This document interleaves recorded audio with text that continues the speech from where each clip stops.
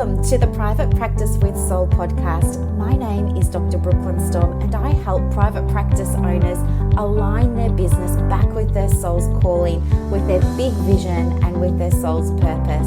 Unlike other private practice coaches, I've traveled the world in search of spiritual resources, spiritual tools, education and information so that you can have the transformation that your soul desires and needs so that you can up-level your business.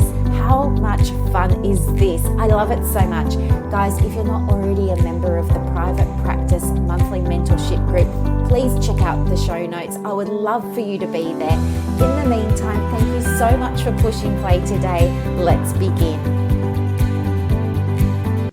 Good morning, everybody. How are you? Happy Saturday morning.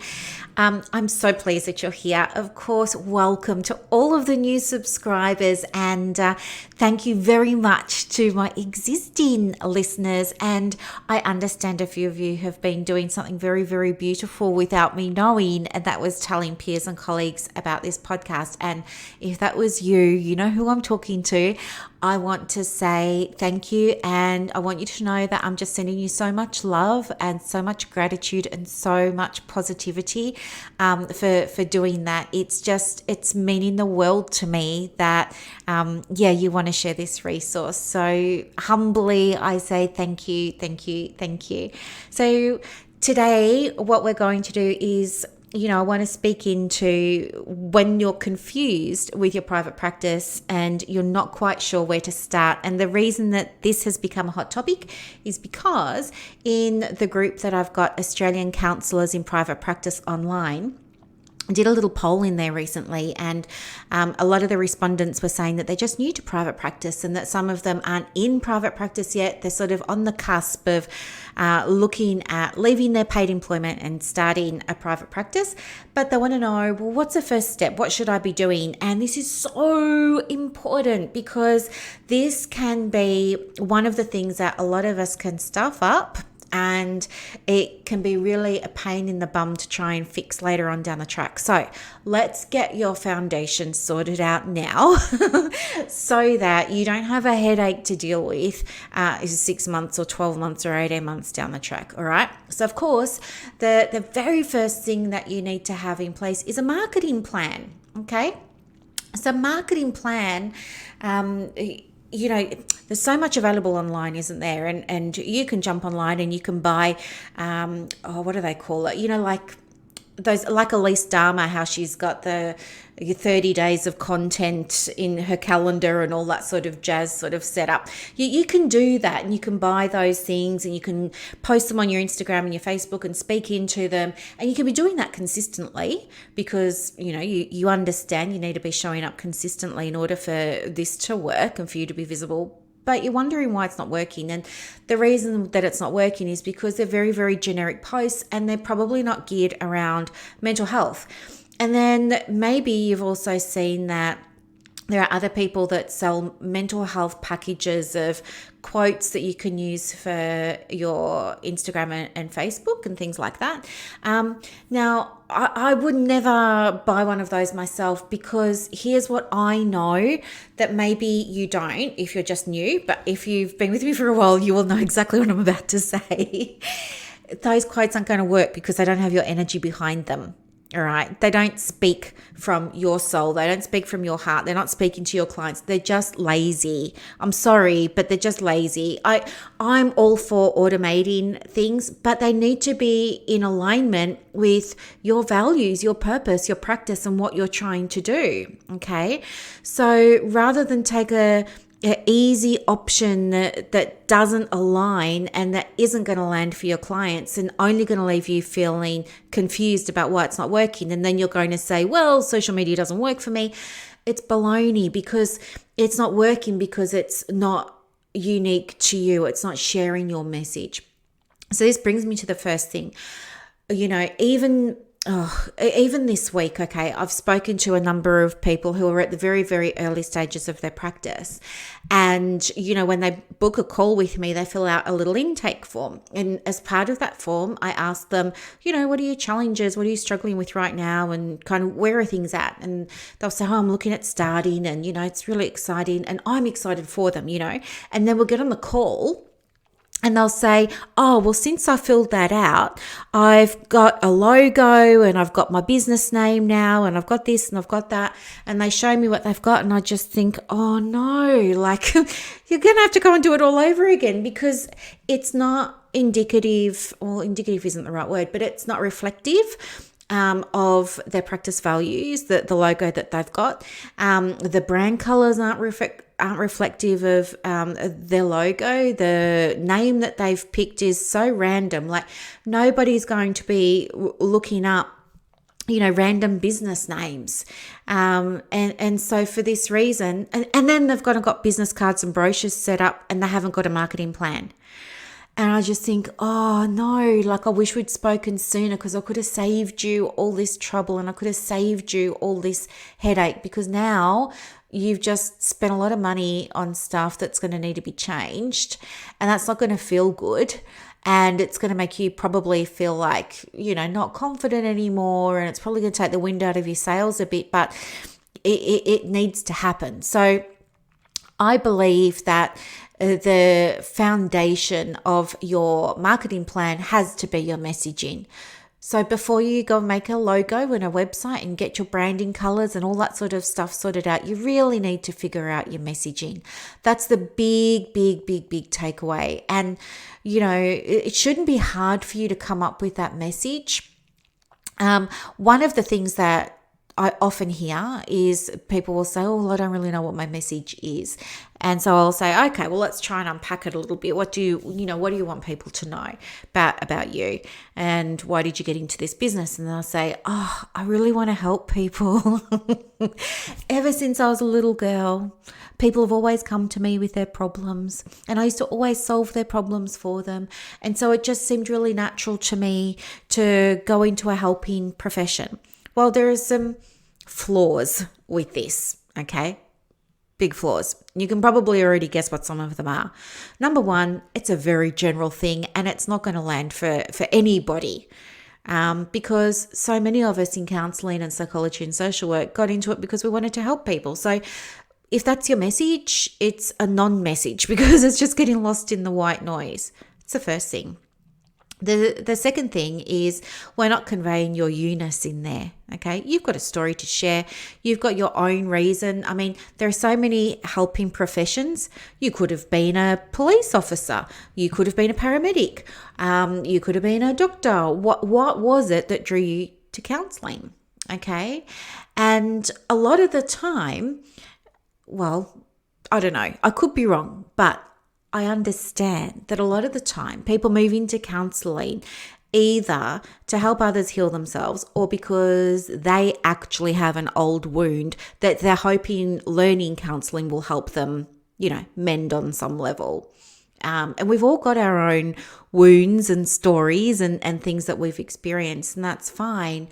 But when you have a very generic message, that's going to permeate your branding, it's going to permeate your logo, it's going to permeate what you're posting, and you could find yourself in a situation where you're doing all of the things but not getting traction, and that would look like not getting the inquiries, not being able to convert inquiries to bookings, not being able to convert bookings to future bookings, having issues with retention of clients, like if you've got a high proportion of clients that come for 1 or 2 sessions and then ghost you or go AWOL, or do you know what I mean? It's going to affect how you create policies.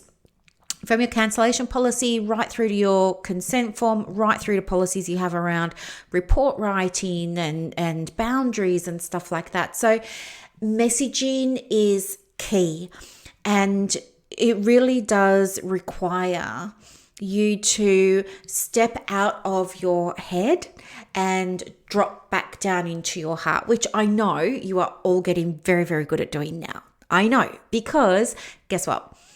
some of you are in my little circles, aren't you? And your posts come up in my feed, and I see the shift in how you're writing and how you're showing up. And I see the shift in the engagement.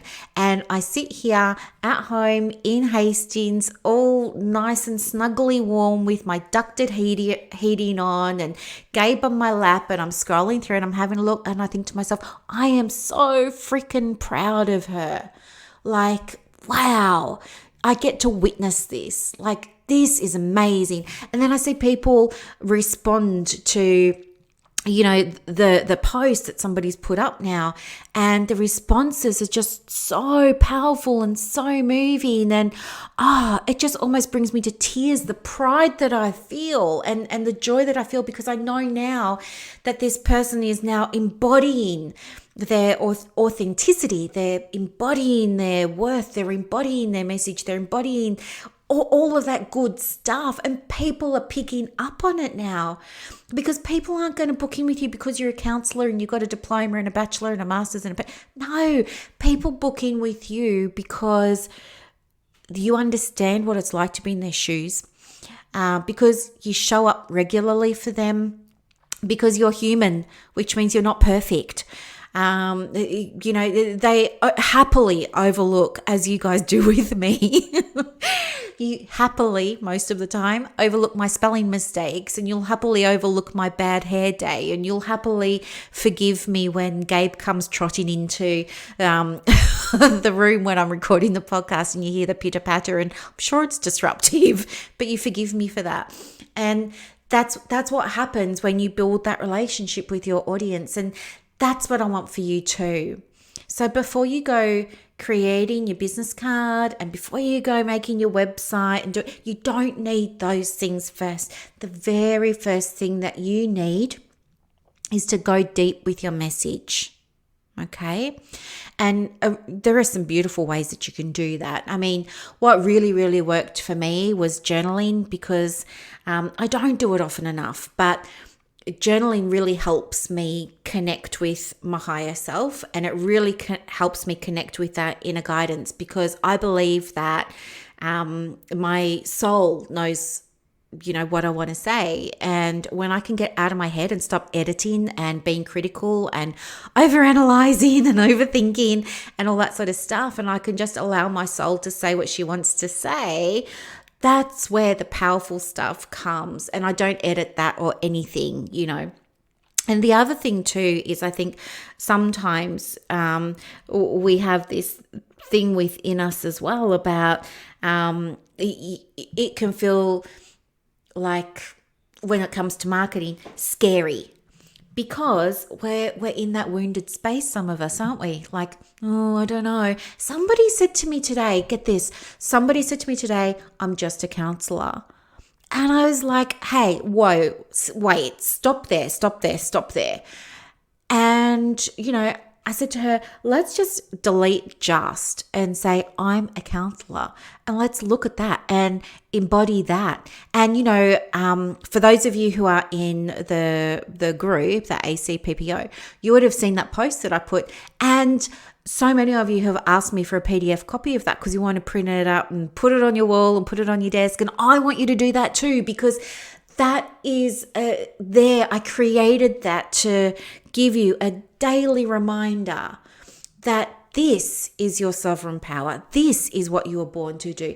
This is why you're doing it, and blow everybody else. Stop looking at everybody else and what they're doing, and just get grounded in your mission and your purpose. And so one of the things that we do when we're in calls and when we're in coaching and things like that is, I want to teach people how to transmute that energy around it feeling heavy and hard and yucky and scary, and move them from that fear-based level of consciousness over into something that's a little bit more expansive. So that transmutation of energy looks like, okay, how do we take this from a wounded space and heal it so that we can get over into that sacred, divine, masculine or feminine energy? And so we look at those processes, and you know what? There's no hard or fast rule around that, because it's different for everyone, because we have, well, this is just what I believe, but from what I understand, we have like the head, the heart,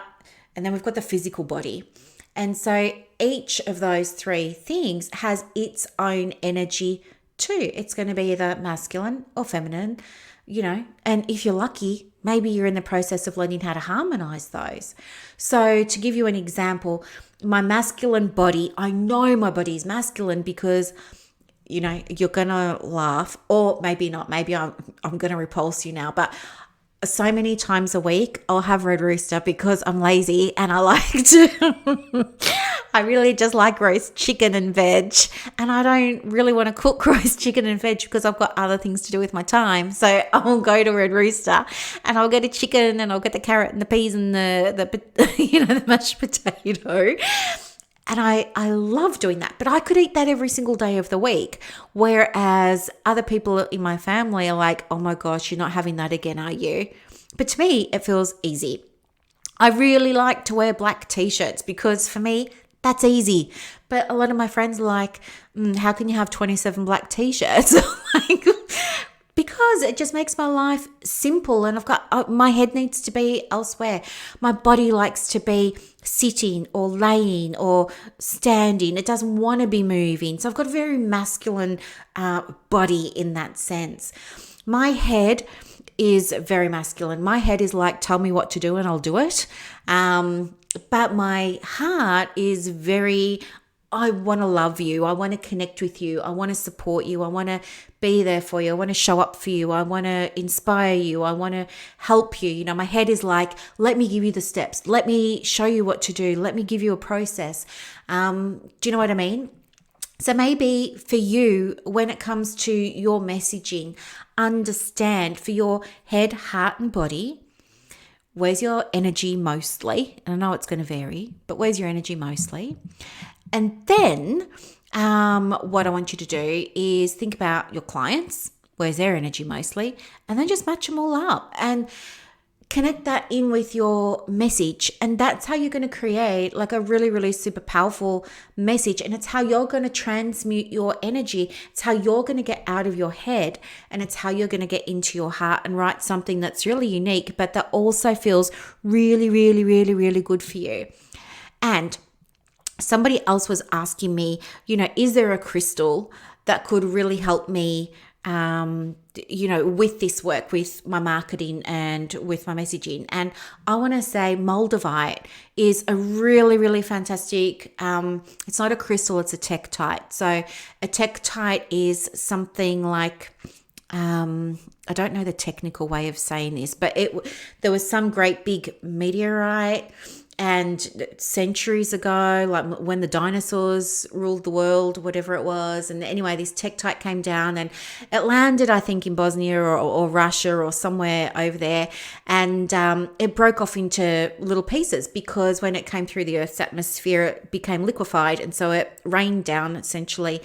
And it looks like green glass from you know how when you see green glass washed up on the seashore, it's kind of that faded, misty, foggy green. It was kind of like that. And if you've got a genuine piece of the Moldavite, it will have ripples in it. And that's how you know it's real. But you've got to be careful because, of course, being only one meteorite and being around for, however long, there's not much of it around. But there is a lot of fake stuff. But Moldavite is really, really, really, really good at transmuting energy. And when I first got my piece of Moldavite, it was like 2 or 3 years ago. I was in a place where I really wanted to have positive experiences with crystals, and nothing was happening. Like I was trying to work with them and I wasn't really getting any result. And I went to my crystal place that I love to go to, and I was talking to one of the guys there, and he was saying, well, hey, Moldavite you'll definitely have some experience with Moldavite. I was desperate for an experience, right? Talk about FOMO.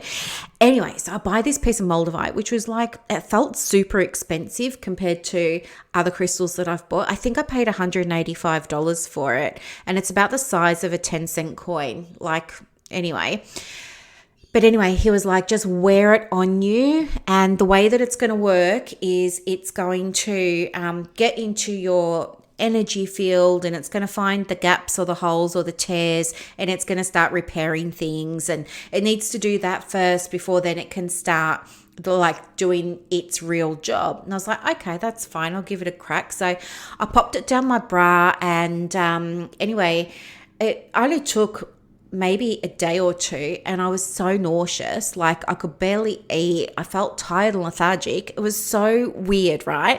And I never go to the doctor because I'm always so healthy. I've just been very, very lucky with my health. But this was so bad that I ended up going to the doctor, and the doctor was like, well, just have Panadol and, just do a wait and see approach. So I did that for another few days, and then I go back to the doctor. This is how bad it was for me. I go back to the doctor, and the doctor's like, you're still sick. Well, maybe we should get some bloods done. So anyway, we do some bloods. I go back a few days later. The blood tests come back like I'm in perfect health, apparently. You can see where this is going, but I didn't see where it was going at the time. And then anyway, I'm back at the crystal place because I was buying gifts for some of my clients. And anyway, the guy comes over and he's like, hey, how'd you go with Moldavite? And I said, it's not working. I said, I've actually been really sick. And he said, oh, what do you mean? And so I told him. And then he goes, why don't you just stop wearing the Moldavite and see how you go? So I said, seriously? He goes, yep. So I go out to the car, I take off the Moldavite, and I just put it in my wallet. And would you believe, no word of a lie, about an hour later, I feel fine. So anyway, of course, then I go and do research on Google, which probably don't do that. The best book that I've got for crystals is called The Book of Stones. I really love it. It's got 2 different perspectives in it and everything, yada, yada, yada. But anyway, what I needed to do was taper on to using the Moldavite because what it did was it was trying to transmute energy that I had around me. And now I can wear Moldavite every day and it feels fine and I don't feel sick and I feel great. And it helps me, I like to believe that it helps me, maybe it's like a somatic, I don't know, but maybe I feel like it helps me connect with source, or it helps me connect with myself. I know something's shifted in me when I'm around Moldavite. And so a crystal or a tektite that can support you with change is absolutely Moldavite if you're game enough, but it can be brutal. Something else that can help you as well is rose quartz, because rose quartz is a stone for love and it has a vibration of love, and love is one of the highest vibrations that you can attune to. So connecting with a piece of rose quartz and working with that can help you go deeper into your message. But if you're more of a masculine person, then what I would suggest is you use a piece of Lemurian quartz, or you use a piece of Himalayan pink quartz, or you use a piece of just regular clear quartz, but maybe use the generator quartz. And a generator piece of quartz is the one that's got the, it's like a hexagon and it's got the point coming up. It's got like the 5 or 6 sides and it's got the point coming up. That's a generator. So work with that, because clear crystals help with clarity. So if you're feeling confused and unsure and you're just in your head about it, then absolutely working with clear quartz in a meditation before you write or as you're writing or something like that can absolutely help you as well. But before you open the doors to your private practice, you must start marketing. The general rule of thumb is 90 days, but honestly, you don't have to go 90 days. It all comes down to, again, your messaging. If you've got a really powerful message, you won't need to market for 3 months. But if you're vague and fuzzy and you're saying you do everything for everyone and you work with all people on the spectrum and everybody at different stages of their life and all this sort of junk, it's going to take you a lot longer. All right. And I would much rather you have a 1-page website with a powerful message on it. And don't worry about all the other pages, they can come later. But you have 1 page with that powerful message and a booking button, and you're going to be just fine. Okay. And if you want help with this, and you want to speak with me about it, do so. Like, just hit reply. Like, there's a hit reply. You can't hit reply on a podcast, can you? If you go down to the show notes, you will see my email address in there. Just send me a little email and just say, I would like to speak with you about my messaging. Can you just tell me if I'm on the right track or something? I'm more than happy to help you with that. It's not a problem. Alrighty. So hope that you have some clarity now, those of you who are thinking about private practice. If you're already in it and you've been marketing and you're either not seeing the types of clients you want to be working with yet, or the flow isn't there yet in terms of inquiries, or you're getting stuck converting inquiries to bookings, again, just shoot me a little email and let me know that you want to speak with me, and I will be able to give you some guidance around perhaps where it's falling over and what you can do to get yourself back on track with that. Okay? All right, my lovelies, I hope you have a beautiful, beautiful Saturday. Have a lovely weekend. Stay safe. And thank you so much for listening to another episode of the Private Practice with Soul podcast. Bye.